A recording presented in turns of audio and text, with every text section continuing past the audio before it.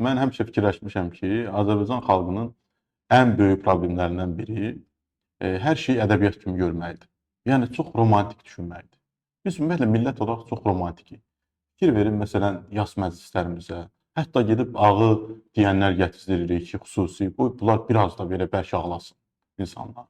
Və yaxud nə bilim baxırsan ki, hamı elə məsələn bir fizikaçısı, kimya ilə məşğul olan biri, müəllimi, nə bilim həkimi, mühəndisi toylarda dursun şeir desin və yaxud nə bilim bu şeir deyənləri bəhbəhlə alqışlasın, nə bilim belə və yaxud baxırsınız məsəl üçün ziyalılar məsələn o qədər alimlər qalır kənarda tanınmır, amma hansısa məsələn yazıçı, hətta mən deyərdim ki, çox hani keyfiyyətli yazıçıları bəhs eləmirəm. Əlbəttə onlar sözüm o məclisdən belə deyirlər çölə.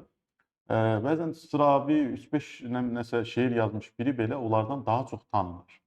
Bu bilirsiniz nədir? Bu elə bil ki, bizim cəmiyyətdə instinktiv olaraq, yəni o keçmişdən qalma, şuur altımızda qalma bu şeirə, sözə, sənətə filan olan elə bil ki, bir qayğının hardasa borcu kimi qalıbdır.